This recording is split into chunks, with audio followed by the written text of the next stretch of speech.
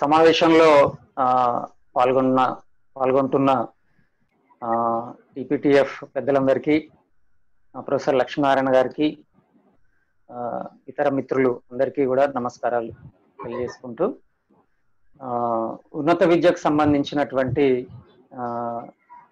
Policy డాక్యుమెంట్లో ఉన్నటువంటి విషయం పైన మాట్లాడే ప్రయత్నం చేస్తాను. సరే, 2 రోజులుగా ఈ చర్చ జరుగుతున్నది కాబట్టి ప్రాథమిక విషయాల మీద ప్రజెంటేషన్స్ జరిగినాయి కాబట్టి వాటి జోలికి పోకుండా ముఖ్యమైన విషయాలపైనే ఫోకస్ చేసే ప్రయత్నం నేను చేస్తాను. పాలసీ డాక్యుమెంట్ 4 భాగాల్లో ఉన్న విషయం మీకు తెలిసిందే.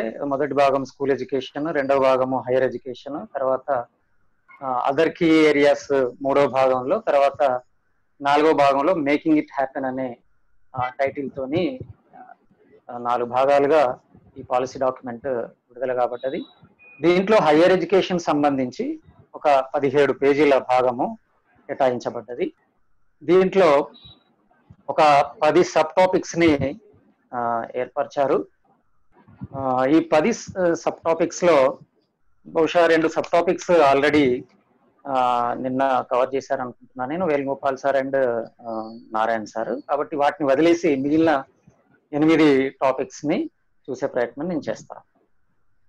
ముందుగా ఈ హైయర్ ఎడ్యుకేషన్ సంబంధించినటువంటి 8 టాపిక్స్ ఎట్లా ఎలిసిట్ చేశారు దాని నేపథ్యము, తర్వాత వాటికి సంబంధించినటువంటి పరిష్కారాల్ని ఈ విధాన డాక్యుమెంట్ ఎట్లా ఎలిసిట్ చేసింది, వాటిని చూసిన తర్వాత చివరగా ఆ అంశాలను క్రిటికల్ గా పరిశీలించే ప్రయత్నం నేను చేస్తాను. ముందుగా ఈ 10 అంశాలు ఏవైతే ఈ ఉన్నత విద్యకు సంబంధించిన భాగంలో పేర్కొబడ్డాయో, నిజానికి అవి డిస్కషన్ డ్రాఫ్ట్ లో అవి 8 అంశాలుగానే ఉండినవి. ఇప్పుడు ఈ పాలసీ డాక్యుమెంట్కి వచ్చేసరికి వాటిని చర్చ జరిగిన అంశాలను విడదీసి వాటిని 10 అంశాలుగా చేయడం జరిగింది. ఇవి మొదటి అంశం ఏంటిదంటే, ఉన్నత విద్యకు సంబంధించినటువంటి పరిశోధన సంస్థలు, తర్వాత యూనివర్సిటీలు, కాలేజీలు వేటికవే ఫ్రాగ్మెంటెడ్ గా సంబంధం లేకుండా ముక్కలు ముక్కలుగా ఉన్నవి. ఇట్లో ఒకే ఒక కోర్సును నిర్వహించే సంస్థలు చాలా ఉన్నవి. కాబట్టి ఈ రకమైనటువంటి ఫ్రాగ్మెంటేషన్ సరైనది కాదు, ఇది ఒక సమస్య అని ఇది గుర్తిస్తున్నది. ఇది మొదటిది. తర్వాత రెండవ సమస్యగా ఇది ఏం తెలియజేస్తున్నది అంటే, హైయర్ ఎడ్యుకేషన్ కు సంబంధించిన స్థాయిలో పిల్లలకి అసలు జ్ఞాన సముపార్జనకు సంబంధించిన నైపుణ్యాలు కానీ, తర్వాత లెర్నింగ్ అవుట్కమ్స్ కానీ, వాటి అభివృద్ధి ఏ స్థాయిలో ఉండాలో ఆ స్థాయిలో లేదు, వాటి అభివృద్ధి సరిగ్గా ఉండడం లేదు, దానికి తక్కువ ప్రాధాన్యత ఉన్నది అనేది ఒక అంశంగా, అదొక సమస్యగా ఇది పేర్కొంటున్నది. తర్వాత మూడవ అంశంగా, నేర్చుకునే విషయాల మధ్య చాలా దృఢమైనటువంటి సెపరేషన్ ఉంది, అట్లా ఉండడం అనేది ఒక సమస్యగా ఉంది అనే విషయాన్ని ఇది తెలియజేస్తున్నది. తర్వాత 4వ అంశంగా, సామాజికంగా ఆర్థికంగా వెనుకబడినటువంటి వర్గాలు ఉన్నత విద్యకు, ఆ వర్గాల నుంచి ఉన్నత విద్యకు చేరుకునే వారి సంఖ్య చాలా తక్కువగా ఉంది. అంటే ఇప్పుడు ఉన్నటువంటి ఈ గ్రాస్ ఎన్రోల్మెంట్ రేషియో అరౌండ్ 26%. ఇది 2018 సంబంధించినటువంటి డాటా తీసుకున్నారు వాళ్ళు. ఈ 25-26% నుండి 2035 కల్లా దాన్ని 50% పెంచాలి. ఈ గ్రాస్ ఎన్రోల్మెంట్ రేషియో తక్కువ ఉండడం అనేది కూడా ఒక సమస్య అని ఇది గుర్తిస్తున్నారు. ఇది ఒక అంశం. తర్వాత అంశము, ఈ ఉన్నత విద్యా సంస్థలకు, తర్వాత టీచర్లకు సరైనటువంటి స్వయం ప్రతిపత్తి లేకుండా పోతున్నది. దీనికి ముఖ్యంగా యూనివర్సిటీకి అనుబంధంగా చాలా అండర్ గ్రాడ్యుయేట్ కాలేజీలు ఉండడం కూడా ఒక కారణము. దానివల్లనే వాటికి స్వయం ప్రతిపత్తి లేకుండా పోతున్నది. ఇది ఒక సమస్య అని దీన్ని గుర్తించడం జరిగింది. తర్వాత టీచర్లకు సంబంధించి ప్రతిభ ఆధారం కాకుండా కేవలం సీనియారిటీ ప్రాతిపదికనే వెర్టికల్ ప్రమోషన్స్ జరుగుతూ ఉన్నాయి, ఇది ఒక సమస్య అని ఇది గుర్తిస్తున్నది. అట్లాగే ఈ యూనివర్సిటీలలో పరిశోధనలో క్వాలిటీ సరిగ్గా లేదు, ముఖ్యంగా ఎక్కువ శాతంలో ఉండేటటువంటి స్టేట్ యూనివర్సిటీస్లలో పరిస్థితులు సరిగ్గా లేవు, ఇది ఒక సమస్య అని దీన్ని గుర్తిస్తున్నది. తర్వాత ఉన్నత విద్యా సంస్థల లీడర్షిప్ అనేది చాలా రాజకీయ వ్యాపార శక్తుల స్వార్థ ప్రభావానికి లోనైపోతూ ఉన్నది. అది ఉండాల్సినంత స్వయం ప్రతిపత్తితో లేకుండా ఉంది. కరికులం కానీ ఇతర విద్యా విషయాలన్నీ కూడా బయట వ్యక్తుల చేత నియంత్రించబడుతున్నాయి, ఇది ఒక సమస్య అని ఇది తెలియజేస్తున్నది. అట్లాగే నియంత్రణ వ్యవస్థలు ఏవైతే రెగ్యులేటరీ సంస్థలు నిజమైనటువంటి నాణ్యతను పాటించే ఆ సంస్థల పట్ల అడ్డంకులు సృష్టిస్తున్నాయి. దానివల్ల కూడా అదొక సమస్యగా అవుతున్నది. ప్రైవేటు సంస్థలను కూడా ప్రభుత్వ సంస్థలతో సమానంగా ఇవి చూడడం లేదు, ఇది ఒక సమస్య అని చెప్తూ సేవా దృక్పథంతో నడిచేటటువంటి సంస్థలను ఈ రెగ్యులేటరీ సంస్థలు నిరుత్సాహపరుస్తున్నాయి అని చెప్పుకుంటూనే మరొక వైపు వ్యాపార దృక్పథాన్ని కూడా ఇవి నివారించలేకపోతున్నాయి అని దీన్ని ఒక సమస్యగా ఇట్లా 10 సమస్యలు ఇప్పుడున్నటువంటి మన దేశ ఉన్నత విద్యారంగానికి సంబంధించినవిగా ఇది ఎలిసిట్ చేయడం జరిగింది. తర్వాత లాస్ట్ గా ఈ అఫిలియేటింగ్ కాలేజెస్ ఎక్కువగా ఉండడం వల్ల అదొక సమస్య అని మొత్తం మీద 10 సమస్యల్ని ఇది ఎలిసిట్ చేస్తున్నది, గుర్తిస్తున్నది. ఇక ఈ సమస్యల్ని మరి ఎట్లా ఓవర్కమ్ కావాలనడానికి ఈ విధాన డాక్యుమెంట్ లో చూపించినటువంటి పరిష్కారాలు కూడా చూద్దాం. వీటికి సంబంధించిన పరిష్కారాలపైన డ్రాఫ్ట్ లో చాలా చర్చ ఎక్కువగా ఉంది. దానికి సంబంధించిన సమ్మరీ మాత్రమే మనకు ఈ విధాన డాక్యుమెంట్ లో కనబడుతుంది. అవి చూసినట్లయితే ఒక్కొక్కటి కనుక చూసినట్లయితే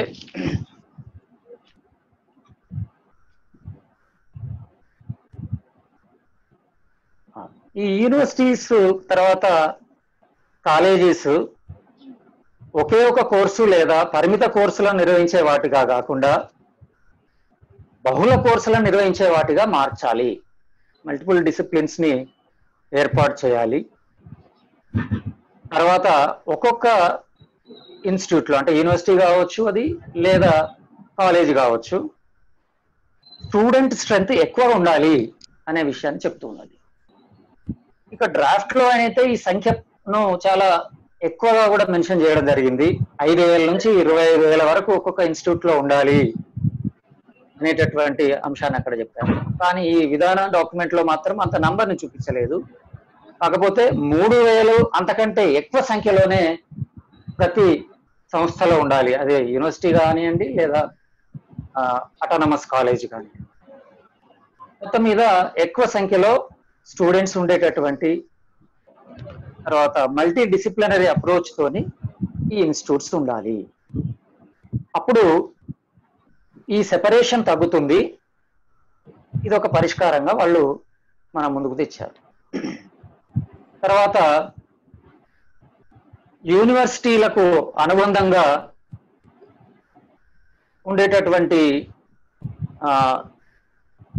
కాలేజెస్ ని కంప్లీట్ గా అటానమస్ కాలేజెస్ గా మార్చాలి. అవి ఎంత అటానమస్ స్టేజ్కి పోవాలంటే అవి డిగ్రీ అవార్డింగ్ స్టేటస్ ని పొందాలి. అవి స్వయంగా ఆయా సంస్థల్లో చదివిన విద్యార్థులకు అవే పట్టాలను అందించేటటువంటి స్వయం ప్రతిపత్తిని పొందాలి. అంటే ఇక యూనివర్సిటీ అఫిలియేషన్ నుంచి కంప్లీట్ గా అవి దూరం జరగాలి. సో ఈ రకంగా చేసినప్పుడు మొత్తం హైయర్ ఎడ్యుకేషన్ ఇన్స్టిట్యూట్స్ ని 3 రకాలుగా తీసుకొచ్చినట్లయితే బాగుంటుంది అనేది ఇది చూపిస్తుంది. అందులో ఒక మొదటి రకము రీసెర్చ్ ఇన్సెంటివ్ ఇన్స్టిట్యూట్స్, అంటే అవి యూనివర్సిటీస్ ఒక రకము. రెండవ రకం ఏమో టీచింగ్ ఇంటెన్సివ్ యూనివర్సిటీస్. తర్వాత మూడో రకము అటానమస్ కాలేజెస్. ఈ రకంగా 3 వర్గాలుగా మనం చేసినట్లయితే ఇవి సరి అయిన వాటికి సంబంధించినటువంటి హైయర్ ఎడ్యుకేషన్ సంబంధించినటువంటి మిషన్ ని ముందుకు తీసుకుపోతాయని చెప్పేసి ఇది చెప్తూ ఉంది. వీటిని డాక్యుమెంట్ కనుక డిస్కషన్ డాక్యుమెంట్ లో డ్రాఫ్ట్ లో కనుక చూసినట్లయితే వీటిని టైప్ 1, టైప్ 2, టైప్ 3 ఇన్స్టిట్యూట్స్ అని చెప్తూ ఒక్కొక్క ఇన్స్టిట్యూట్ లో ఎంతమంది స్టూడెంట్స్ ఎన్రోల్ చేసుకోవచ్చు, వాటి పరిమితులు ఏ మేరకు ఉండొచ్చు అనే విషయాన్ని చాలా డీటెయిల్ గా అక్కడ డిస్కస్ చేయడం జరుగుతుంది. ఇక్కడ మాత్రము ఈ రకంగా 3 రకాలుగా ఉండాలి, research intensive and teaching intensive and autonomous colleges గా ఉండాలి అని చెప్తూ. తర్వాత మంచి నాణ్యతతో ఉండేటటువంటి ఒక మోడల్ యూనివర్సిటీని కనీసము ఒకదాన్ని ఒక జిల్లాలో ఏర్పాటు చేయాలి. ఎట్లాగైతే సైన్స్ సంబంధించి ఇప్పుడు ఐఐఎస్సిఆర్లు తర్వాత సెంట్రల్ యూనివర్సిటీస్ ని మనం ఎట్లయితే ఏర్పాటు చేస్తున్నామో అట్లాగే multi disciplinary education and research యూనివర్సిటీని ప్రతి జిల్లాకు ఒకదాన్ని ఏర్పరచాలి. MERU అనేటటువంటి యాక్రోనిమ్ తోని దాన్ని పిలుస్తున్నాం. ఈ రకంగా ఈ ప్రతి హైయర్ ఎడ్యుకేషన్ ఇన్స్టిట్యూట్ కూడా అటానమీ అనేది పూర్తి స్థాయిలో ఉండాలి. తర్వాత ప్రైవేట్ సంస్థల్లో కూడా ఈ స్థాయికి సంబంధించిన ప్రైవేట్ సంస్థల్లో కూడా పూర్తి స్థాయి స్వయం ప్రతిపత్తి ఉండాలి. దాని ద్వారా అవి చాలా క్వాలిటీని పొందేటట్లుగా ప్రయత్నాలు అవి చేయగలగాలి. తర్వాత ఇప్పుడున్నటువంటి ప్రస్తుత కరికులం, పెడగాజీ, తర్వాత అసెస్మెంట్ ఈ విధానాలన్నింటినీ మళ్ళీ పునర్నిర్మించాలి, వాటిని పునరుద్ధరించాలి. అట్లాగే ఈ యాక్సెస్ ను పెంచడానికి ఓపెన్ అండ్ డిస్టెన్స్ లెర్నింగ్ విధానాలను బలోపేతం చేయాలి. తర్వాత ఈ లెర్నింగ్ మెథడ్స్ ని అడాప్ట్ చేసుకోవాలి. మూక్స్ ఇట్లాంటి విధానాలని బాగా అభివృద్ధి పరచాలి. దాని ద్వారా యాక్సెస్ పెంచడానికి వీలవుతుంది. ఇవి ప్రతిపాదిస్తున్నటువంటి సొల్యూషన్స్. తర్వాత పరిశోధనను బాగా బలోపేతం చేయడానికి నేషనల్ రీసెర్చ్ ఫౌండేషన్ ను ఏర్పాటు చేయాలి. అది తగిన విధంగా ఫండింగ్ చేస్తుంది. తర్వాత ఉన్నత విద్యా సంస్థల ప్రవేశానికి, తర్వాత ఉన్నత విద్యా స్థాయి తర్వాత జరిగేటటువంటి ఉద్యోగాల భర్తీకి, ఈ రెండింటికి ఒకే ఒక దేశవ్యాప్తంగా ఒకే పరీక్షను ఏర్పాటు చేయాలి. దానికోసము నేషనల్ టెస్టింగ్ ఏజెంట్స్ ని ఎస్టాబ్లిష్ చేయాలి అని చెప్తున్నారు. తర్వాత పాలనకు సంబంధించినటువంటి రిఫార్మ్స్ లో యూజీసీని హైయర్ ఎడ్యుకేషన్ గ్రాంట్స్ కౌన్సిల్ గా మార్చాలి. తర్వాత ఇప్పుడున్నటువంటి వివిధ రకాలైనటువంటి రెగ్యులేటరీ సంస్థలు అంటే NCTE కావచ్చు, ICAR కావచ్చు, NCERT కావచ్చు, ఒక MCI and bar council of India ఈ రెండు తప్పిస్తే మిగతా వాటిని అన్నింటినీ కూడా వీటిని అంటే ఇండిపెండెంట్ రెగ్యులేటరీ సంస్థలుగా కాకుండా వీటిని అన్నింటినీ కేవలము స్టాండర్డ్స్ పెట్టేటటువంటి స్టాండర్డ్స్ సెట్టింగ్ సంస్థలుగా మారుస్తూ వీటిని అన్నిటినీ ఒక సూపర్ రెగ్యులేటరీ సంస్థ ఆధీనంలోకి తీసుకోవాలి. ఆ సూపర్ రెగ్యులేటరీ సంస్థ hire education commission of India. అంటే ఉన్నత విద్యకు సంబంధించినటువంటి అన్ని రెగ్యులేటరీ సంస్థలు ఈ hire education commission of India ఆధ్వర్యంలో పనిచేయాలి. ఈ రకంగా అంటే ఇప్పుడున్నటువంటి దాదాపు 17 రకాల రెగ్యులేటరీ సంస్థలు ఉన్నాయి. దాంట్లో MCI లాంటి దాన్ని పక్కకు పెడితే మిగతా అన్నిటినీ ఈ HECI పరిధిలోకి తీసుకురావాలి. తర్వాత UGC కూడా దీని పరిధిలోనే పనిచేయాలి. తర్వాత కరికులం సంబంధించినటువంటి విషయాల్ని నియంత్రించడానికి వాటిపైన అడ్వైజర్స్ కానీ, తర్వాత కాంట్రిబ్యూషన్స్ కానీ చేయడానికి జనరల్ ఎడ్యుకేషన్ కౌన్సిల్ని ఏర్పాటు చేయాలి. ఇవన్నీ కూడా మళ్ళీ higher education commission of India ఆధ్వర్యంలోనే పనిచేయాలి. తర్వాత అక్రిడిటేషన్ సంబంధించినటువంటి సంస్థలు కూడా, ఇప్పుడు మన దేశానికి సంబంధించి అక్రిడిటేషన్ సంస్థ అంటే నాక్. ఇప్పుడు ఆ నాక్ దాని స్థానంలో నేషనల్ అక్రిడిటేషన్ కౌన్సిల్ ఒకటి ఏర్పాటు చేయాలి. ఈ నేషనల్ అక్రిడిటేషన్ కౌన్సిల్ ఏం చేస్తుంది అంటే, ఈ నేషనల్ అక్రిడిటేషన్ కౌన్సిల్ యొక్క స్వరూపము అది ఒక మెటా రెగ్యులేటింగ్ లేదా మెటా అక్రిడేటింగ్ ఏజెన్సీగా పనిచేస్తుంది. అంటే ఏంటంటే, ఈ నేషనల్ అక్రిడిటేషన్ కౌన్సిల్ వేరే కొన్ని సంస్థలకు ఉన్నత విద్యా సంస్థలను అక్రిడేషన్ చేయడానికి అధికారాన్ని ఇస్తుంది, ఎంపవర్ చేస్తుంది. కాబట్టి ఇది ఒక మెటా అక్రిడేటింగ్ ఏజెన్సీ అవుతుంది. ఈ మెటా అక్రిడేటింగ్ ఏజెన్సీ పరిధిలో ఇంకా చాలా సంస్థలు, అక్రిడేటింగ్ సంస్థలు పనిచేస్తాయి. అవి నిజానికి ఉన్నత విద్యా సంస్థల్ని పరిశీలించి వాటికి గ్రేడుల్ని అవార్డు చేస్తాయి. అయితే ఈ మెటా అక్రిడేషన్ ఏజెన్సీలో ఉండేటటువంటి ఇతర అక్రిడేటింగ్ ఏజెన్సీస్ కేవలము ప్రభుత్వ సంస్థలే కాదు, ప్రైవేట్ అక్రిడేటింగ్ ఏజెన్సీస్ కూడా ఉండవచ్చు. ఇది దీనికి సంబంధించినటువంటి విషయం. ఇక అంటే ఈ ఎల్సిట్ చేసినటువంటి 10 రకాల సమస్యలకు ఇవన్నీ కూడా పరిష్కార మార్గాలుగా ఈ విధాన డాక్యుమెంట్ ముందుకు తీసుకొచ్చింది. అయితే వీటిని ఇక మనము క్రిటికల్ గా ఎగ్జామిన్ చేయాల్సినటువంటి అవసరం ఉంటుంది. ఇప్పుడు ఉన్నటువంటి సమస్యలు ఇవి నిజమైనటువంటి పరిష్కారాలుగా పనిచేస్తాయా, సమస్యల గుర్తింపు కూడా సరిగానే జరిగిందా లేదా, ఈ అంశాలన్నింటినీ మనము చూడాల్సి ఉంటుంది. వీటిని చూసే ముందు ఈ విధాన డాక్యుమెంట్ హైయర్ ఎడ్యుకేషన్ సంబంధించినటువంటి పర్పస్ ని చాలా ఉదాత్తంగా, చాలా గంభీరంగా మన ముందుకు తీసుకొచ్చింది. ఏం చెప్తుంది అంటే, హైయర్ ఎడ్యుకేషన్ యొక్క పర్పస్ అనేది, దాని లక్ష్యం అనేది రాజ్యాంగ దార్శనికత నేపథ్యంలో దేశాన్ని అభివృద్ధి పరచాలి. ఉన్నత విద్య అనేది వ్యక్తి శ్రేయస్సుకు, సమాజ శ్రేయస్సుకు తోడ్పడడంలో ప్రధాన పాత్ర వహించాలి. తర్వాత ఇంకేం చెప్తున్నది అంటే, స్వేచ్ఛ, సమానత్వం, సౌభ్రాతృత్వముల ప్రాతిపదికగా న్యాయబద్ధమైన ప్రజాస్వామిక సామాజిక చైతన్యంతో కూడిన మానవీయ సమాజాన్ని నిర్మించాలి.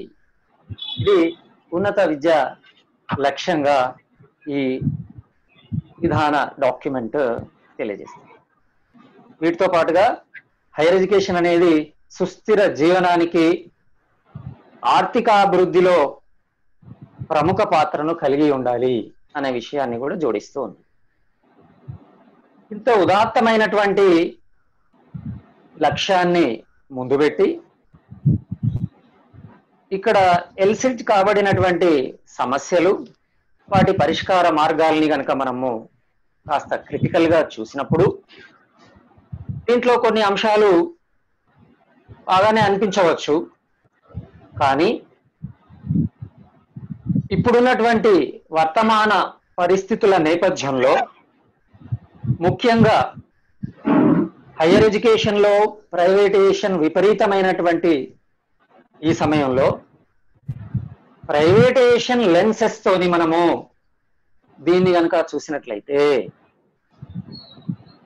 ఇక్కడ ప్రతిపాదించబడినటువంటి పరిష్కారాల యొక్క సార్థకత ఎంతో మనకు అర్థమవుతుంది.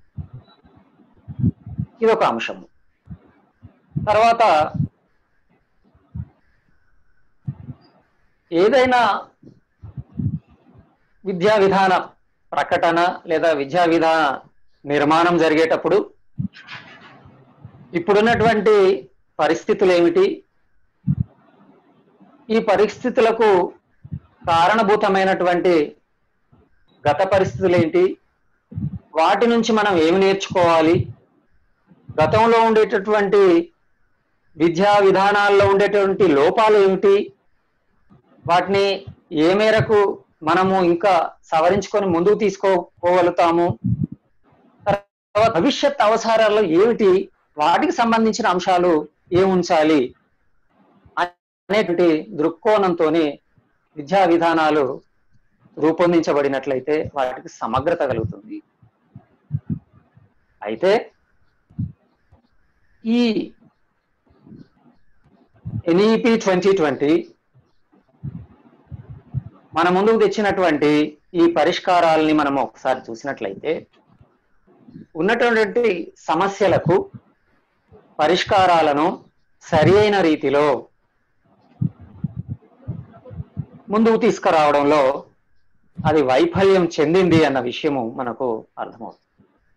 అది ఎప్పుడు అర్థమవుతుంది అంటే దాన్ని మనము ముందు చెప్పినట్లుగా ఇప్పుడున్నటువంటి వర్తమాన పరిస్థితుల పరిణామాల లెన్సెస్ తోని ఆ దృక్కోణంతో చూసినప్పుడు మాత్రమే అది అర్థమవుతుంది.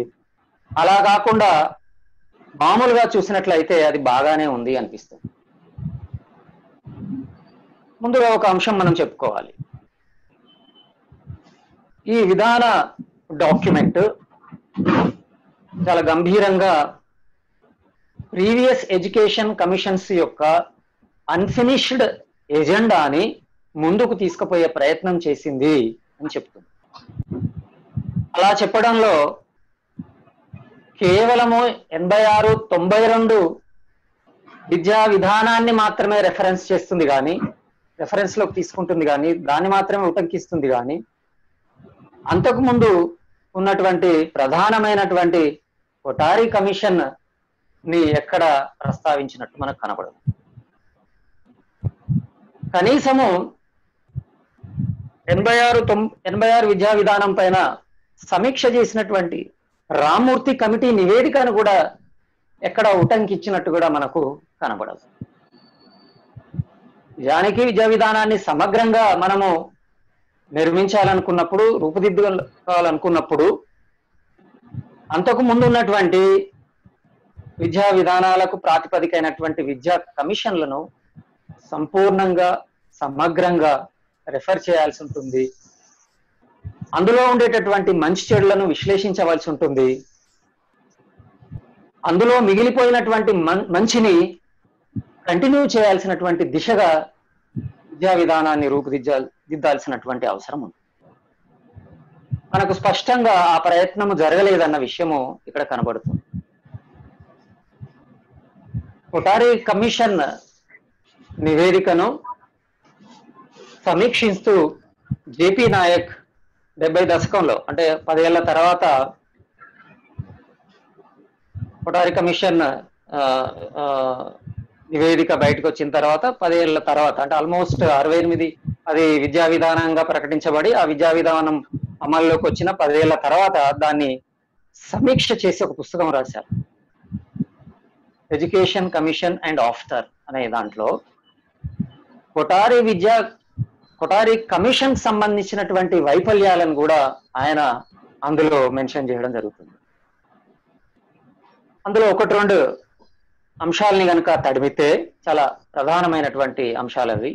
ఆయన ఏమంటాడంటే, కొఠారి విద్యా కమిషను దేశాభివృద్ధి సంబంధించి, అక్కడ కొఠారి విద్యా కమిషన్ ఏమో ఎడ్యుకేషన్ ఫర్ నేషనల్ డెవలప్మెంట్ అనే టైటిల్ ని కలిగి ఉంది. కానీ దాని వైఫల్యాల్లో ఒక వైఫల్యంగా జేపీ నాయక్ ఏం చెప్తాడంటే,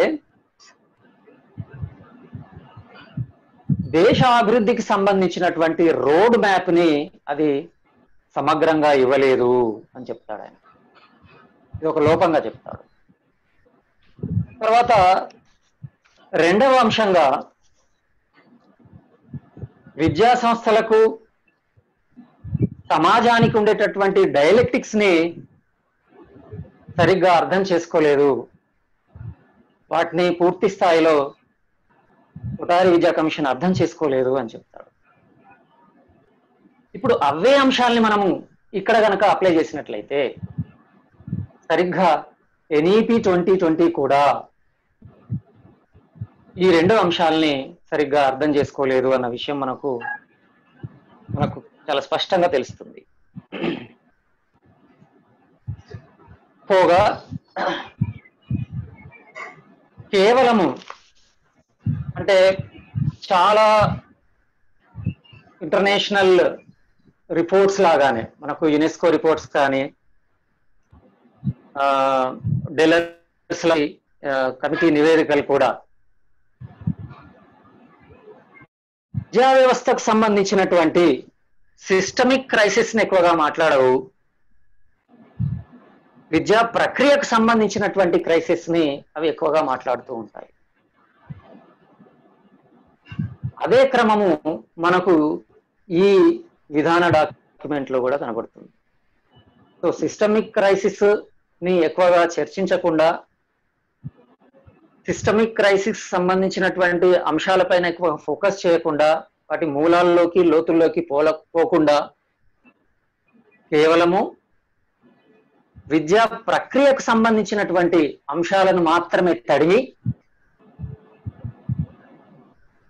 వాటికి సంబంధించినటువంటి పరిష్కారాలను మాత్రమే పరిమితంగా మన ముందు పెట్టినప్పుడు, వాటిని చూసినప్పుడు మనం కొంచెం లోతుగా గనక పరిశీలిస్తే విద్యా ప్రక్రియకు సంబంధించిన అంశాలన్నీ కూడా విద్యా వ్యవస్థ అనేటువంటి పెద్ద భాగంలోని చిన్న అంశాలే.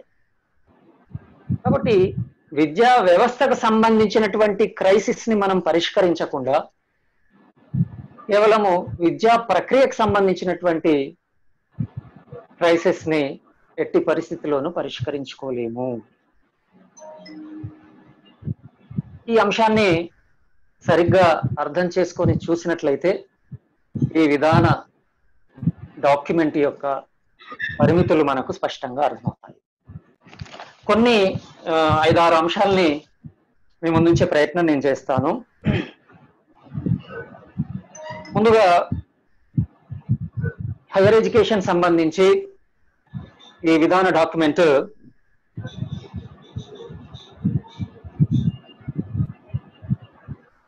డిగ్రీ స్థాయిని 4 years వరకు ఎక్స్టెండ్ చేస్తూ ఉన్నది. సరే,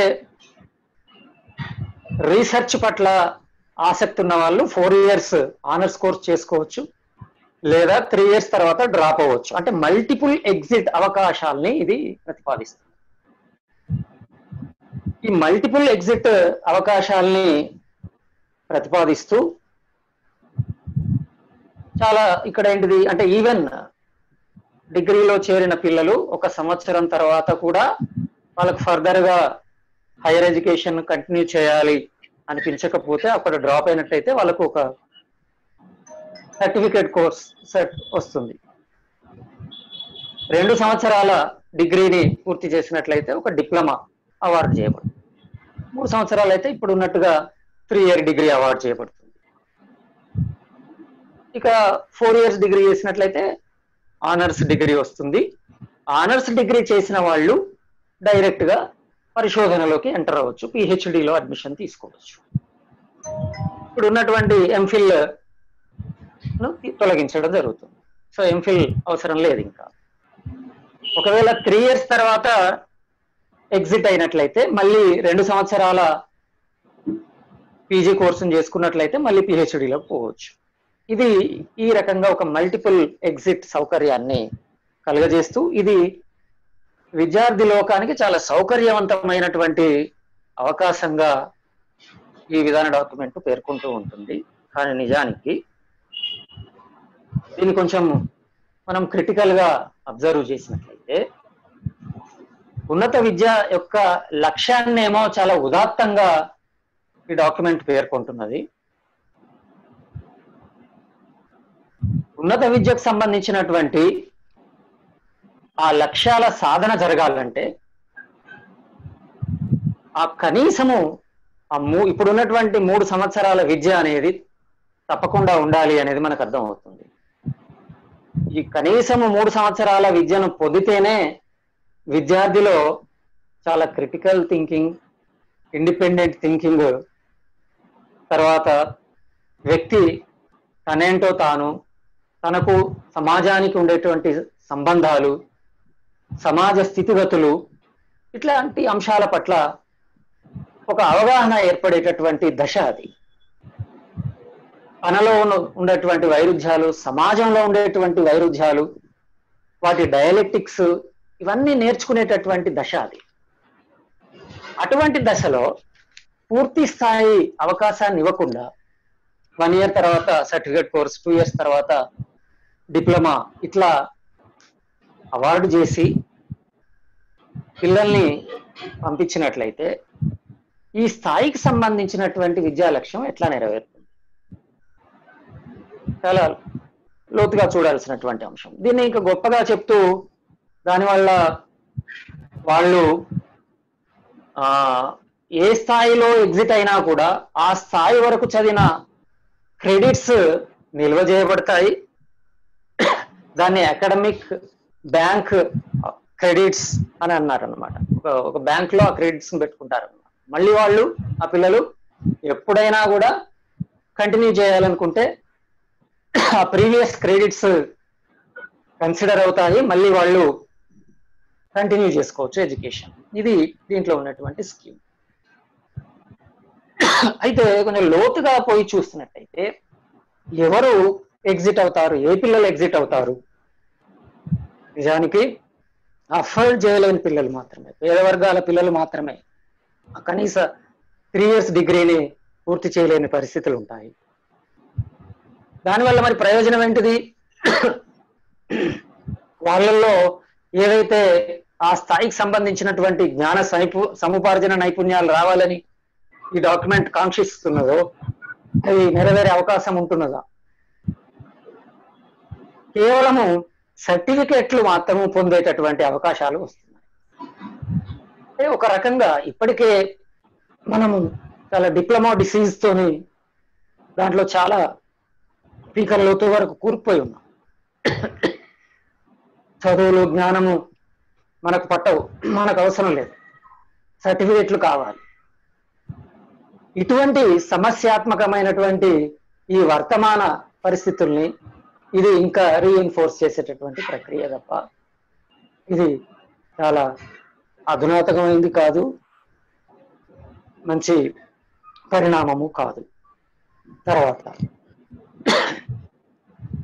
3 year డిగ్రీకి సంబంధించినటువంటి డిజైనింగ్ అనేది చాలా డెలిబరేషన్స్ తర్వాత యూరోపియన్ దేశాలన్నీ కూడా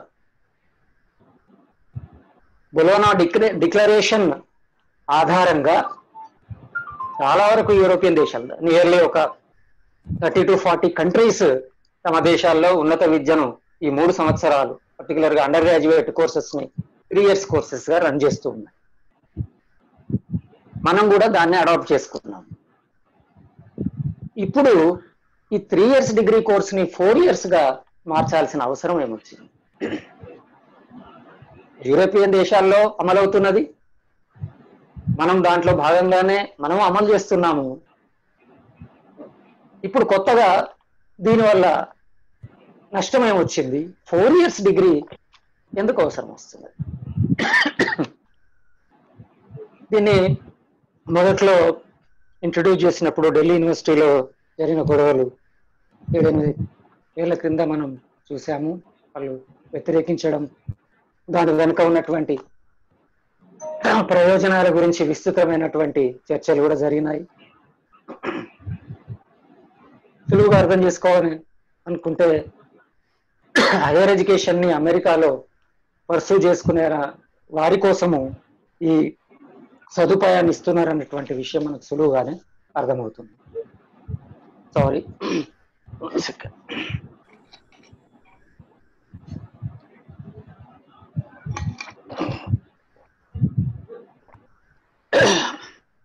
తర్వాత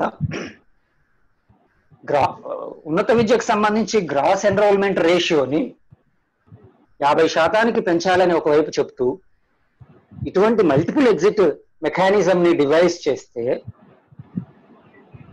ఎన్రోల్మెంట్ పెరిగిన డాటా కనబడొచ్చు, కానీ దానివల్ల ఏ రకమైనటువంటి ప్రయోజనం కలుగుతుందో మనము అర్థం చేసుకోవచ్చు.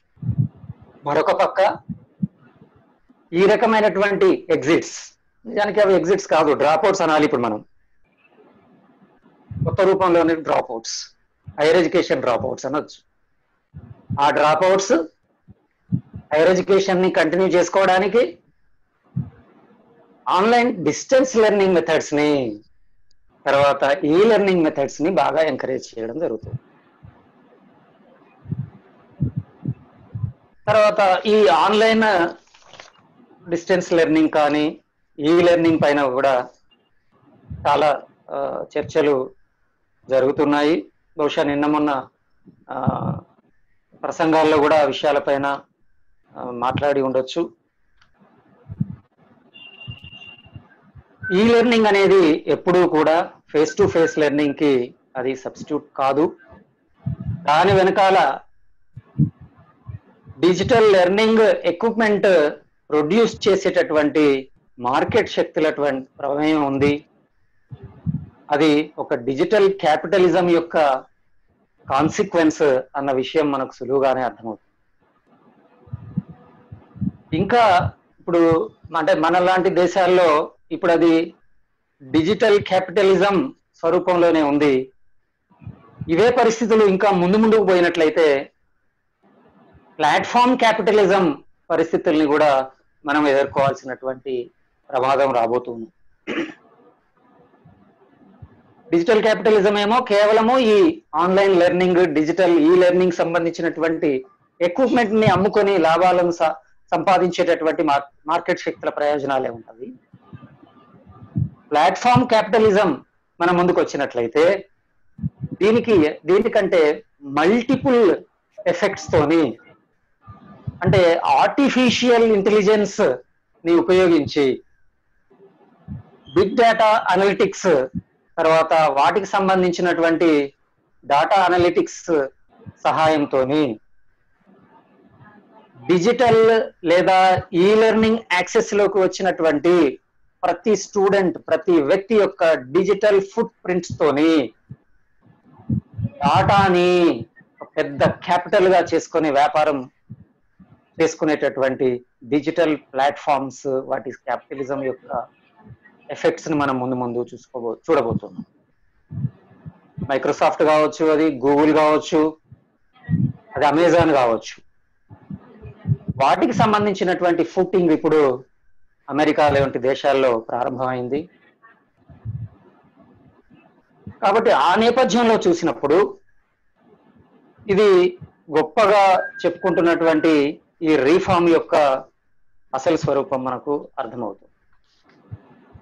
తర్వాత అకౌంటబిలిటీని గురించి ఇన్స్టిట్యూషనల్ అటానమీ కానీ, తర్వాత టీచర్ అటానమీని కానీ ఇది చాలా గొప్పగా చెప్తుంది. అయితే మరొక వైపు పాలనకు సంబంధించినటువంటి సెంట్రలైజేషన్ కి సంబంధించినటువంటి ప్రతిపాదనలు, హైయర్ ఎడ్యుకేషన్ సంబంధించినటువంటి అన్ని సంస్థల్ని సూపర్ రెగ్యులేటరీ అథారిటీ కిందకి తీసుకొస్తూ హైయర్ ఎడ్యుకేషన్ కమిషన్ ఆఫ్ ఇండియాని ఏర్పాటు చేస్తూ ఇక్కడ విద్యా సంస్థల స్థాయిలో, టీచర్ స్థాయిలో అటానమీ అనేది అది అసాధ్యమైనటువంటి విషయం. ఇక్కడ అటానమీ అనేది కేవలము ఆ ఇన్స్టిట్యూషన్ నడుపుకోవడానికి కావలసిన ఫైనాన్షియల్ అటానమీ మాత్రమే. ఆ ఇన్స్టిట్యూషన్ కావలసినటువంటి కరికులం డిజైనింగ్ సంబంధించినటువంటి అటానమీ కూడా ఉండకపోదు. ఎందుకంటే జనరల్ ఎడ్యుకేషన్ కౌన్సిలే కరికులం ని నిర్ధారిస్తుంది. కేవలము ఫైనాన్షియల్ అటానమీ అంటే విద్యా సంస్థను, హైయర్ ఎడ్యుకేషన్ ఇన్స్టిట్యూట్ ని నడుపుకోవడానికి కావలసిన రీసోర్సెస్ ని, అంటే మళ్ళీ ఆన్లైన్ డిస్టెన్స్ లెర్నింగ్, డిస్టెన్స్ దుకాణాలని ఓపెన్ చేసుకొని ఆ రీసోర్సెస్ ని జనరేట్ చేసుకొని, ఇంకా ఏవైనా ఇన్నోవేటివ్ మెథడ్స్ కూడా ఉండవచ్చు, వాటి ద్వారా ఆ రకమైనటువంటి స్వయం ప్రతిపత్తి మాత్రమే ఇక్కడ మనకు కనబడుతుంది తప్ప ఇక్కడ మనము అన్ని రకాల స్వయం ప్రతిపత్తి ఉంటుంది అని అనుకోవడానికి వీలు. తర్వాత ఈ రకమైనటువంటి అటానమీ సరే కొంత మేరకు ఫైనాన్షియల్ అటానమీ ఉండొచ్చు, తర్వాత పరీక్షల్ని నిర్వహించుకునేటువంటి అటానమీ ఉండవచ్చు. అయితే ప్రైవేటు విద్యా సంస్థల విషయంలో ప్రైవేటు విద్యా సంస్థలకు ప్రోత్సాహకాలను ఇవ్వాలనేటటువంటి అంశాన్ని పదే పదే ఈ విధాన డాక్యుమెంట్ చెప్తూ ఉన్నది. కాబట్టి ఇప్పటికే చాలా ప్రైవేటైజేషన్ ఉన్నత విద్యారంగంలో జరిగింది. కాబట్టి ఉన్నత విద్యారంగంలో జరిగేటటువంటి ఈ ప్రైవేటైజేషన్ క్రియేట్ చేసినటువంటి కాంపిటీషన్ కల్చర్ అవి మార్కెట్లో నిలబడడానికి, అవి మిగతా సంస్థల కంటే బాగా పనిచేస్తున్నాయి అని చెప్పుకోవడానికి, ఏవైతే outcomes based results, standardised exams results ని అవి ముందుకు తెస్తాయో, పరీక్షా ఫలితాలని చూపించుకొని ఆ పరీక్షా ఫలితాల ఆధారంగా మా ఇన్స్టిట్యూట్ బాగా పనిచేస్తుంది అని చెప్పుకునే ప్రయత్నంలో ఉంటాయో, దాంట్లో భాగంగా ఎన్ని అక్రమాలు జరుగుతాయో, ఎన్ని అవకతవకలు జరుగుతాయో మనం విట్నెస్ చేస్తూనే ఉన్నాం. ఇప్పటికీ అటానమస్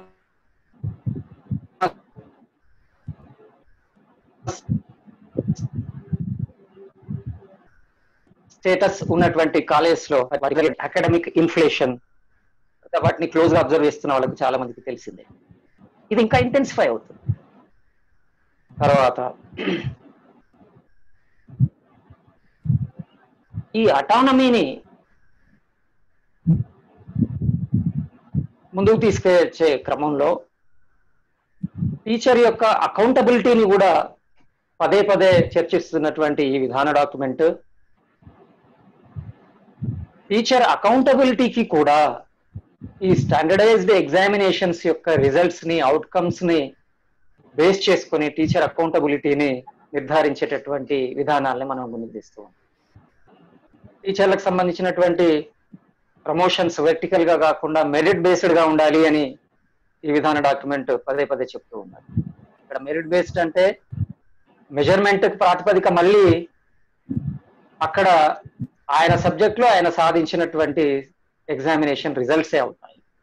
దాంతో పాటుగా కొన్ని సరే ఇతర కార్యక్రమాలని కూడా లెక్కలోకి తీసుకుంటారు కావచ్చు, కానీ ఇది ఒక ప్రధాన పారామీటర్ అవుతుంది. అప్పుడు దానికి సంబంధించిన కాన్సిక్వెన్సెస్ కూడా ఆల్రెడీ మనం ఫేస్ చేస్తున్నాం, అవి కూడా ఇంకా ఇంటెన్సిఫై అవుతాయి. కాబట్టి ఇటువంటి అకౌంటబిలిటీ వల్ల ప్రయోజనం లేదు. అంటే ఒక స్టాండర్డైజ్ ఎగ్జామినేషన్ రిజల్ట్స్ ని బేస్ చేసుకొని వాటినే ప్రధానంగా తీసుకొని అకౌంటబిలిటీని ఫిక్స్ చేయడం అనేది ఎక్స్టర్నల్ అకౌంటబిలిటీగా చెప్తారు విద్యావేత్తలు. యాండీ హ్యార్గ్రీవ్స్, మైకేల్ ఫుల్లర్ అని ఇద్దరు అమెరికన్ ఎడ్యుకేషనిస్ట్ దీనిపైన బాగా వర్క్ చేశారు. వాళ్ళు ప్రొఫెషనల్ క్యాపిటల్ అనేటువంటి ఒక ఐడియాని ముందుకు తీసుకొచ్చారు. దాంట్లో వాళ్ళు డీటెయిల్డ్ గా డిస్కస్ చేస్తారు. టీచర్ల యొక్క అకౌంటబిలిటీని మనము ఎక్స్టర్నల్ గా చూసినప్పుడు ఇవన్నీ నెగటివ్ కాన్సిక్వెన్సెస్ ఉంటాయి. టీచర్ యొక్క అట్లా చూడము అశాస్త్రీయము. టీచర్ యొక్క అకౌంటబిలిటీని ఇంటర్నల్ అకౌంటబిలిటీతో చూడాలి, ఫ్రంట్ ఎండ్ అకౌంటబిలిటీ అన్నారు వాళ్ళు. అంటే అక్కడ విద్యార్థి ప్రగతికి కేవలము టీచర్ ఒక్కడే బాధ్యుడు కాదు, విద్యా వ్యవస్థలోని ప్రతి స్టేక్ హోల్డర్ కూడా బాధ్యుడే అని చెప్పేటటువంటి accountability. That is called front end accountability. విద్యార్థి ప్రగతికి కేవలం టీచర్ ఒక్కడే కారణం కాదు, ఆ విద్యా సంస్థ యొక్క అడ్మినిస్ట్రేషను, దానికి పైన ఉన్నటువంటి అడ్మినిస్ట్రేషను, దాన్ని రెగ్యులేట్ చేస్తున్నటువంటి సంస్థలు, ఇట్లా మొత్తము వ్యవస్థ అంతా దానికి సంబంధించిన ప్రధాన స్టేక్ హోల్డర్స్ అందరూ కూడా బాధ్యులే అని చెప్పేటటువంటి అకౌంటబిలిటీ విధానం. నిజానికి అది సరి అయిన అకౌంటబిలిటీ విధానము అనే విషయాన్ని వాళ్ళు ముందుకు తీసుకొచ్చారు. దాన్ని మనం అర్థం చేసుకోవాలి. అప్పుడు ఈ ఎక్స్టర్నల్ అకౌంటబిలిటీ యొక్క పరిమితులు మనకు అర్థమవుతాయి. దాన్ని బేస్ చేసుకొని ఈ ఆటానమీ, తర్వాత మెరిట్ బేస్డ్ ప్రమోషన్స్, వాటి వెనకాల ఉండేటటువంటి బ్యాడ్ కాన్సిక్వెన్సెస్ అన్ని మనకు అర్థమవుతాయి. ఇక హైయర్ ఎడ్యుకేషన్ ఇన్స్టిట్యూట్స్ ని 3 వర్గాలుగా క్లాసిఫై చేస్తూ research incentive and teaching incentive and autonomous colleges గా చేస్తూ ఉన్నప్పుడు తప్పకుండా హైయర్ ఎడ్యుకేషన్ ఇన్స్టిట్యూట్స్ మధ్యన అవి డిఫరెంట్ లేయర్స్ గా ఏర్పడతాయి. వాటిలో డిస్క్రిమినేషన్ డెఫినెట్ గా కనబడుతుంది. రీసెర్చ్ ఇన్స్టిట్యూషన్ కి మాత్రమే ఎక్కువగా రీసెర్చ్ ఫండ్స్ వచ్చే అవకాశం ఉంది. కానీ రీసెర్చ్ ఇంక్లినేషన్ ఉండేటువంటి పిల్లలు టీచింగ్ ఇంటెన్సివ్ యూనివర్సిటీస్ లో కూడా ఉండొచ్చు కదా. అప్పుడు వాళ్ళు ఆపర్చునిటీని కోల్పోతారు కదా, ఫండింగ్ విషయంలో కానీ ఆపర్చునిటీ విషయంలో కానీ. అప్పుడు విపరీతమైనటువంటి డిస్క్రిమినేషన్ మనకు ఏర్పడుతుంది కదా. ఇప్పటికే మనం చూస్తూ ఉన్నాము. కొన్ని రీసెర్చ్ సెంట్రల్ రీసెర్చ్ ఆర్గనైజేషన్స్ లో ఉండేటటువంటి ఫండింగ్ కానీ, సెంట్రల్ యూనివర్సిటీస్ లో ఉండేటటువంటి ఫండింగ్ కానీ, స్టేట్ యూనివర్సిటీస్ లో ఉండేటటువంటి ఫండింగ్ కానీ, ఆ తేడాల వల్ల వాటి యొక్క ఇన్ఫ్రాస్ట్రక్చర్ డెవలప్మెంట్ కానీ ఇతర పెర్ఫార్మెన్స్ లో తేడాలు కానీ ఎట్లా ఉంటున్నాయో మనం చూస్తూనే ఉన్నాం కదా. అదే రకమైనటువంటి ఇప్పుడు లేయర్స్ ని ఇది ఫిక్స్ చేసేటటువంటి ప్రతిపాదనగా మనం అర్థం చేసుకోవాలి. తర్వాత అక్రిడేషన్ సంబంధించినటువంటి విషయాన్ని ముందే చూసాము. ఇప్పుడు ఉన్నటువంటి అక్రిడేషన్ సంస్థ స్థానంలో నేషనల్ అక్రిడేషన్ కౌన్సిల్ రాబోతున్నది. అది మెటా అక్రిడేటింగ్ ఏజెన్సీ అవుతున్నది. దాంట్లో అది కొన్ని సంస్థలకు సాధికారత ఇస్తుంది. ఆ సంస్థలు విద్యా సంస్థల్ని పరిశీలించి గ్రేడ్లను అవార్డు చేస్తుంది. దీంట్లో ఉండేటటువంటి కీలకమైన అంశం ఏంటిదంటే, అట్లా అక్రిడేషన్ చేసేటటువంటి సాధికారతను పొందినటువంటి సంస్థలు ప్రైవేటీ కూడా ఉండే అవకాశం ఉంది. ప్రైవేటు సంస్థలు కూడా అక్రిడేషన్ చేసినప్పుడు దాంట్లో ఎన్ని రకాలైనటువంటి అక్రమాలు జరగబోతాయో మనం ఉంచవచ్చు. వాటికి మనకు సజీవ ఉదాహరణగా అమెరికా మన ముందు కనబడుతుంది. అమెరికాలో ఇలాంటి ప్రైవేట్ అక్రిడేటింగ్ ఏజెన్సీస్ వందలకు వందలు ఉన్నాయి. అవి ఇచ్చేటటువంటి ఫేక్ అక్రిడేషన్ల మూలంగా చాలా మంది పిల్లలు మోసాలకు గురై ఫేక్ యూనివర్సిటీలలో చేరి, ఫేక్ హైయర్ ఎడ్యుకేషన్ ఇన్స్టిట్యూట్స్ లో చేరి మోసపోయిన సంఘటనలు మనకు తెలుసు. అటువంటి పరిణామాలే ఇక్కడ రాబోతున్నాయి. ఇక ఆన్లైన్ డిజిటల్ లెర్నింగ్ సంబంధించినటువంటి విషయాన్ని కూడా ముందు కొంత చూసాము. దీనికంత లోతుగా కనుక చూసినట్లయితే మూక్స్ లాంటి విధానాల ద్వారా ఆన్లైన్ లోనే నచ్చిన కోర్సును చేసుకోవచ్చు అనేటటువంటి ప్రతిపాదన ఏదైతే ఉందో చాలా ప్రమాదకరమైనటువంటి ప్రతిపాదన. అది టీచర్ల సంఖ్యను తగ్గించేటటువంటి ప్రక్రియ. తర్వాత టీచర్ లేకున్నా కూడా ఏదైనా నేర్చుకోవచ్చు అనేటటువంటి ఒక భ్రమను కల్పించేటటువంటి అంశం. తర్వాత ఇప్పుడు అమలవుతున్నటువంటి మూక్స్ అంటే ఇంటర్నేషనల్ గా అంతర్జాతీయంగా చాలా యూనివర్సిటీస్ అవి నిర్వహిస్తున్నటువంటి మూక్స్ కోర్సులు, వాటి డాటాను కనుక పరిశీలిస్తే అసలు చాలా కోర్సులలో, చాలా యూనివర్సిటీలు నిర్వహించేటటువంటి మూక్స్ లో వాటిలో చేరే వాళ్ళ సంఖ్య కానీ, వాటి ద్వారా ఒక డిగ్రీని లేదా ఒక కోర్సును కంప్లీట్ చేసే వాళ్ళ సంఖ్య కానీ చాలా తక్కువగా ఉంది. కాకపోతే ఆ పేరు మీద చాలా వ్యాపారం అయితే జరిగే అవకాశం ఉంది. తర్వాత హైయర్ ఎడ్యుకేషన్ రెగ్యులేటరీ సంస్థలకు సంబంధించిన సెంట్రలైజేషన్ గురించి కూడా చూసాము. అయితే హైయర్ ఎడ్యుకేషన్ సంబంధించి సెంట్రలైజేషన్ ని రామ్మూర్తి కమిటీ ప్రధానంగా వ్యతిరేకించింది అన్న విషయాన్ని మనం ఇప్పుడు గుర్తు చేసుకోవాలి. యూజీసీని అది రీఆర్గనైజ్ చేయాలి అని చెప్పింది. చైర్మన్, వైస్ చైర్మన్, ఇప్పుడు 1-2 సభ్యులు ఉంటారు. అట్లా కాకుండా రామూర్తి కమిటీ ఏం చెప్పిందంటే కనీసము ఒక అంటే చైర్మన్ వైస్ చైర్మన్లతో పాటుగా ఒక 5 ఫుల్ టైం మెంబర్స్ ఉండాలి. వివిధ డిసిప్లిన్స్ నుండి, అందరూ ఒకే డిసిప్లిన్ కాకుండా వేరు వేరు డిసిప్లిన్స్ నుంచి కనీసం ఒక 5 ఫుల్ టైం మెంబర్స్ ఉండాలి. అది ఎందుకు ప్రతిపాదించింది అంటే రామూర్తి ఆల్వేస్ ప్రపోజ్డ్ డీసెంట్రలైజేషన్, అందులో భాగంగా ప్రయత్నం చేసింది. ఇప్పుడేమో మనము వీలైనంత సెంట్రలైజేషన్ చేస్తూ దాన్ని రాష్ట్రీయ శిక్ష ఆయోగ్ అనే పేరుతో కూడా మరి దాంట్లో డిస్కషన్ డాక్యుమెంట్ లో కనబడింది. దానికి చైర్మన్ గా ప్రధానమంత్రి ఉంటారని చెప్పేసి. కాబట్టి విద్యా విధాన నిర్ణయాలన్నీ కూడా ప్రత్యక్షంగా ఒక పొలిటికల్ లీడర్, దేశ ప్రధాని కావచ్చు, కానీ ఎడ్యుకేషన్ తో సంబంధం లేని, అంటే విద్యా విషయాలపైన పూర్తి స్థాయి ప్రావీణ్యత కానీ ఎడ్యుకేషన్ లిటరసీని పూర్తి స్థాయిలో ఉంటుందని మనం అనుకోలేని వ్యక్తుల చేతుల్లోకి పోవడం అనేది, దాని పరిణామాలు ఎట్లా ఉంటాయనేది మనం ఊహించవచ్చు. ఇక చివరిగా నేషనల్ టెస్టింగ్ ఏజెన్సీ యొక్క పరిణామాలు ఎలా ఉండబోతున్నాయని చూసి ముగించే ప్రయత్నం చేస్తాను. నేషనల్ టెస్టింగ్ ఏజెన్సీ యొక్క ఉద్దేశం ఏంటంటే హైయర్ ఎడ్యుకేషన్ ఇన్స్టిట్యూట్ లోకి, ఏ హైయర్ ఎడ్యుకేషన్ ఇన్స్టిట్యూట్ లో కన్నా దేశం మొత్తంలో అడ్మిషన్ కావాలంటే ఈ ఒక్క పరీక్ష రాస్తే చాలు. ఈ పరీక్షలో వచ్చినటువంటి స్కోర్ ఆధారంగా దేశంలోని ఏ ఇన్స్టిట్యూట్ లోనైనా ప్రవేశాన్ని పొందే అవకాశం ఉంటుంది. ఆ స్కోర్ ని ఆధారం చేసుకునే హైయర్ ఎడ్యుకేషన్ సంబంధించి ఆ స్థాయికి సంబంధించిన ఉద్యోగాల నియామకానికి కూడా ఆ స్కోర్ ఉపయోగపడుతుంది. ఇది దీని యొక్క స్పిరిట్, దీన్ని ఏర్పాటు చేయడంలో దాని వెనుక ఉన్నటువంటి స్పిరిట్.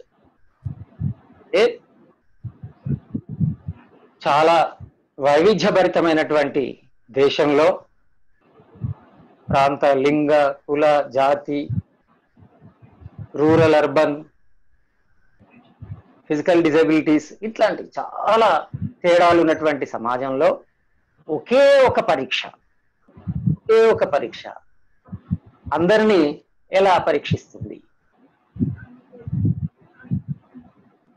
ఇది చాలా ముఖ్యమైనటువంటి ప్రశ్న, మనం వేసుకోవాల్సినటువంటి ముఖ్యమైన ప్రశ్న. తర్వాత ఇప్పుడున్నటువంటి పరిస్థితులకు ఎలా పరిష్కారం అవుతుంది అన్నది ఇంకొకటి మనం చూడాల్సి. ఇప్పుడున్నటువంటి వర్తమాన పరిస్థితులే చాలా పరీక్షల్ని సెంట్రలైజ్ చేశాయి. ప్రొఫెషనల్ కాలేజెస్ కి సంబంధించినటువంటి పరీక్షలన్నీ కూడా సెంట్రలైజ్ అయిపోయాయి. ఐఐటీలకు సంబంధించి, ఇంజనీరింగ్ సంబంధించి అయితే చాలా సెంట్రలైజ్ అయింది. మెడికల్ ఎగ్జామినేషన్ కూడా సెంట్రలైజ్ అయిపోయింది. వాటి పరిణామాలు మనం చూస్తూనే ఉన్నాం. వాటి పరిణామాల ద్వారా ఇంటెన్సిఫైడ్ కోచింగ్, కేవలము టీచింగ్ టు ద టెస్ట్ ఎట్లా జరుగుతుంది, పరీక్ష కోసం మాత్రమే టీచింగ్ ఎట్లా జరుగుతుంది, టీచింగ్ లో, పెడగాజీలో, విద్యా ప్రక్రియలో ఎలా అక్రమాలు జరుగుతున్నాయి, అవి ఎట్లా అపభ్రంశం అయ్యాయి, పిల్లల పైన ఎట్లా ఒత్తిడి పెరిగింది, ఇవన్నీ మనం నిత్యం చర్చలోనే ఉన్నాయి కదా. ఇప్పుడు ఇంకా ఏమైనా మిగిలి ఉంటే వాటిని కూడా అన్నిటికీ కలిపి ఒకే ఒక సెంట్రలైజ్డ్ నేషనల్ టెస్టింగ్ ఏజెన్సీ కనుక ఉన్నట్టయితే అది ఇప్పుడున్నటువంటి పరిస్థితులు ఇంకా మల్టిపుల్ అవుతాయి. దీన్ని మనం చాలా సులువుగానే మనం అనుభవిస్తున్నాము. ఇంకా మనకంటే ఎక్కువ కాన్సిక్వెన్సెస్ ని ఫేస్ చేస్తున్న చైనాను చూసి మనం నేర్చుకోవాలి. చైనాలో ఏం జరుగుతున్నది? ఎంట్రన్స్ ఎగ్జామినేషన్స్ ని మొత్తం ప్రపంచవ్యాప్తంగా చాలా తొందరగా, చాలా ముందుగా ప్రారంభించిన దేశం చైనా. అక్కడ హైయర్ ఎడ్యుకేషన్ కి ఈ రకంగానే ఒకే ఒక సెంట్రల్ ఎగ్జామినేషన్ జరుగుతుంది, సెంట్రలైజ్డ్ ఎగ్జామినేషన్ జరుగుతుంది. గెకో అంటారు దాన్ని, GAOKO, గెకో అనే టెస్ట్. ఆ గెకో అనే టెస్ట్ కోసము పిల్లలు తయారయ్యే విధానాలు కనుక చూసినట్లయితే చాలా విస్మయం కలుగుతుంది. మన దగ్గర పరిస్థితులే చాలా దారుణం అనుకుంటాం మనము. అక్కడ ఇంకా దారుణమైన పరిస్థితి. ఒక్క విషయం చెప్తే మనకు చాలా సులువుగా అర్థమవుతుంది.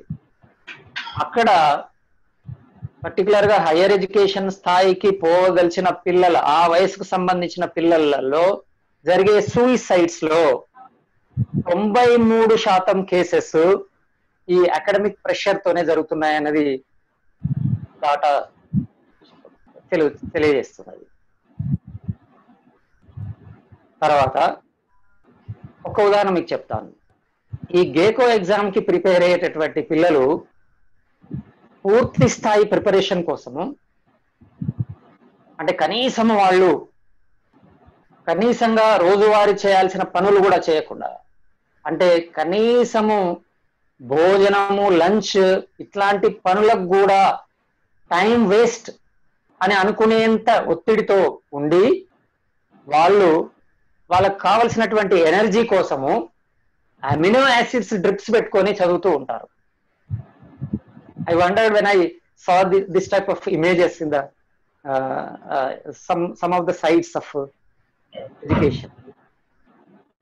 పిల్లలు చదువుతూ ఆహారము తీసుకోవడానికి కూడా టైం వేస్ట్ కాబట్టి కావలసిన ఎనర్జీని పొందడానికి అమినో యాసిడ్స్ డ్రిప్స్ ని వాళ్ళు తీసుకుంటూ ఉంటారు. సో మనకు ఇంకా సౌత్ కొరియా కానీ ఇట్లాంటి దేశాల్లో కూడా ఈ అకాడమిక్ ప్రెషర్, తర్వాత కోచింగ్ ఇన్స్టిట్యూట్స్ ప్రెషర్ వల్ల పిల్లలైన ఎట్లా ఒత్తిడి వస్తున్నదో తెలిసిందే. ఈ ఎన్టీఏ కూడా అటువంటి పరిస్థితుల్ని ఇంకా బాగా ఇంటెన్సిఫై చేయబోతున్నది. కాబట్టి ఈ నేపథ్యంలో మనము ఈ విధాన డాక్యుమెంట్ ని గనక పరిశీలించినప్పుడు అది ఏదైతే ఉదాత్తమైన లక్ష్యాలను మన ముందు పెట్టిందో, ఏదైతే పరిష్కార మార్గాల్ని మన ముందు పెట్టిందో, వాటిని ఈ కోణంలో చూసినప్పుడు వాటి సార్థకత ఏంటో మనకు ఖచ్చితంగా తెలుస్తున్నది. తర్వాత ఈ పరిష్కార మార్గాల్ని ముందు పెట్టడానికి ఈ డాక్యుమెంట్ ఏవైతే ప్రాతిపదికల గురించి మాట్లాడుతున్నదో, అంటే ఏవైతే రీసెర్చ్ ఫైండింగ్స్ అని, ఇంటర్నేషనల్ రిపోర్ట్స్ అని చెప్తున్నదో, వాటి వెనకాల ఉండేటటువంటి దొల్లతనాన్ని కూడా మనము అర్థం చేసుకోవాల్సినటువంటి అవసరం ఉన్నది. చాలా అంశాలని ఈ డాక్యుమెంట్ ఎవిడెన్సెస్ గా మన ముందు పెడుతూ ఉన్నది. ముఖ్యంగా ఓవరాల్ గా చూసినట్లయితే ప్రీ ప్రైమరీ ఎడ్యుకేషన్ సంబంధించి ఈ రకమైనటువంటి రీసెర్చ్ ఎవిడెన్సెస్ ఉన్నాయి అని చెప్తూ, దానికి సంబంధించినటువంటి రిఫార్మ్స్ ఇవి, ఈ చర్యలు తీసుకున్నామని చెప్తూ ఉన్నది. తర్వాత టీచర్ పనితీరుకు సంబంధించి, ప్రభుత్వ విద్యా సంస్థల పనితీరుకు సంబంధించి, అకౌంటబిలిటీకి సంబంధించి ఏవైతే రీసెర్చ్ ఫౌండింగ్స్ అది ప్రాతిపదికలుగా మనం ముందు పెడుతున్నదో అవి సరి అయినవి కావు అన్న విషయాన్ని కూడా మనం అర్థం చేసుకోవాలి. వాటి యొక్క కౌంటర్ ఫైండింగ్స్ గురించి కూడా మనము, కౌంటర్ రీసెర్చ్ గురించి కూడా తెలుసుకోవాల్సిన అవసరం ఉంది. ముఖ్యంగా ప్రైవేటు విద్యా సంస్థల పనితీరు సరిగ్గా ఉండడం లేదు అనేటటువంటి అంశాన్ని ఎవిడెన్స్ బేస్డ్ గా చెప్తున్నాము అనే అంశము సరైనది కాదు అనే విషయాన్ని అర్థం చేసుకోవాలి. ఇంటర్నేషనల్ గా జరిగినటువంటి రీసెర్చ్ కానీ 2-3 మీ ముందు పెట్టినట్లయితే, మిచిగాన్ స్టేట్ యూనివర్సిటీకి సంబంధించినటువంటి ఒక పెద్ద రీసెర్చ్ మన దేశ పిల్లలపైనే 15 ఏళ్ల క్రితం జరిగింది. అమితా అచ్యుత్ గారు చేశారు.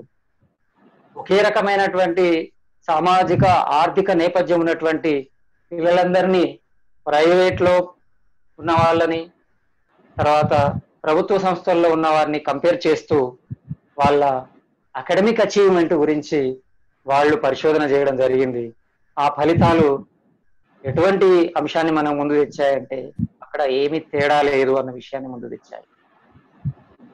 కండిషన్ ఏమిటి అంటే, కాకపోతే ఒకే సామాజిక ఆర్థిక నేపథ్యం ఉన్నటువంటి పిల్లల్ని వాళ్ళు ఎన్నిక చేసుకున్నారు. దానికి కొన్ని ఇండికేటర్స్ ని డిజైన్ చేసి ఆ ఇండికేటర్స్ బేస్డ్ గా ఆ రీసెర్చ్ ని ముందుకు తీసుకొచ్చడం జరిగింది.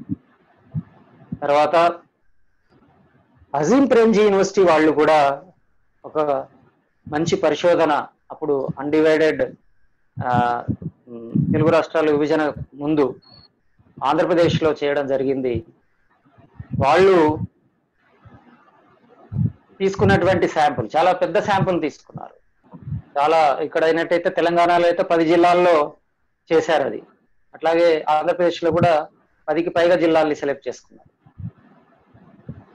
వాళ్ళు ఎవరిని తీసుకున్నారంటే బెస్ట్ అవైలబుల్ స్కీమ్ కింద ప్రైవేట్ స్కూల్కి పిల్లలు పంపించబడుతున్నారు కదా, అంటే ఒక రకంగా ఓచర్ సిస్టమ్ మనం ఎప్పటి నుంచో అది అమలు చేస్తున్నాం అన్నమాట. ఆ స్కీమ్ లో ఉండేటటువంటి పిల్లలు వాళ్ళ అచీవ్మెంట్ లెవెల్స్ వాళ్ళు ప్రైవేట్ స్కూల్ కి పోకముందు గవర్నమెంట్ స్కూల్స్ లో ఉన్నప్పుడు వాళ్ళ అచీవ్మెంట్ లెవెల్స్ కి కంపారిజన్ చేశారనమాట.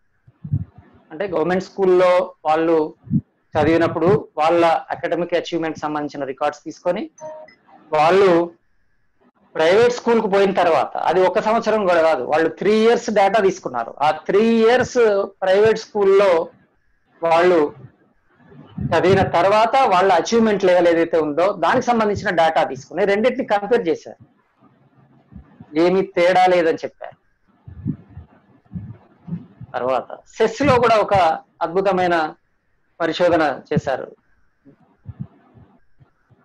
ముఖ్యంగా మ్యాథమెటిక్స్ అబిలిటీకి సంబంధించినటువంటి స్టడీ అది.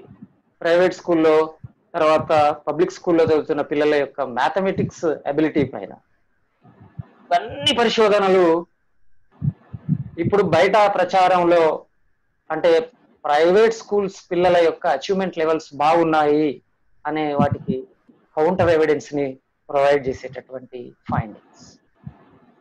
ఇంకా చెప్పాలంటే ఎడ్యుకేషనల్ ఇంటర్నేషనల్ సంస్థ, అంతర్జాతీయ సంస్థ మనకు తెలుసు, అది ప్రపంచవ్యాప్తంగా ఉండే ఉపాధ్యాయ అధ్యాపక సంఘాల పెద్ద సమాఖ్య. అది బహుశా 2015-16 ప్రాంతం అనుకుంటాను. హైదరాబాద్ లో ఉన్నటువంటి బడ్జెట్ స్కూళ్ళ పైన కూడా ఒక రీసెర్చ్ చేసింది. మనకుండే బాగా ప్రచారంలో ఉన్న అపోహ బడ్జెట్ స్కూల్స్ లో పిల్లల అచీవ్మెంట్ లెవెల్స్ బాగుంటాయి అంటే అక్కడ తల్లిదండ్రులు పే చేసేటటువంటి ఫీజుతో పోల్చినప్పుడు వాళ్ళు సాధించేటటువంటి అకాడమిక్ లెవెల్స్ బాగా ఉంటాయి అనేటటువంటి ప్రచారం ఏదైతే ఉందో అది తప్పు అని ఎడ్యుకేషనల్ ఇంటర్నేషనల్ సంస్థ ప్రాఫిటింగ్ ఫ్రమ్ పూర్ అనేటటువంటి ఒక నివేదికను వాళ్ళు రిలీజ్ చేయడం జరిగింది. ఇట్లా చూస్తే మనకు ఈ ఎవిడెన్సెస్ అన్ని కూడా ఇప్పుడు ఈ డాక్యుమెంట్ కానీ ఇంకా ఇతరత్ర సంస్థలు కూడా ప్రచారంలో పెట్టేటటువంటి అంశాలన్నీ కూడా తప్పు అని చెప్పడానికి పనిచేస్తాయి. తర్వాత అంతర్జాతీయంగా కూడా విద్యా ప్రైవేటీకరణ ద్వారా జరిగినటువంటి అనర్థాలను తెలుసుకోవడానికి మనకు చాలా ఉదాహరణలు మనకు కనబడతాయి. యూరోపియన్ దేశాల్లో అయితే స్వీడన్ ఈ ఓచర్ సిస్టమ్ ని ప్రవేశపెట్టి చేతులు కాల్చుకొని వాటిని ఉపసంహరించుకొని ప్రభుత్వ విధానాల వైపు ఎట్లా మారుతున్నదో ఆ విషయాల గురించి అందరం తెలుసుకోవాల్సిన అవసరం ఉన్నది. ఫిన్లాండ్ గురించి అయితే కొత్తగా చెప్పాల్సిన పని లేదు. ఇక అమెరికా లాంటి దేశాల్లో ఈ చార్టర్ స్కూల్స్ వచ్చిన తర్వాత అక్కడ ఎటువంటి అనర్థాలు జరుగుతున్నాయి, టీచర్ అకౌంటబిలిటీతోని ఏ రకమైనటువంటి అనర్థాలు జరుగుతున్నాయి అన్న విషయాలు మనము అర్థం చేసుకోవాలి.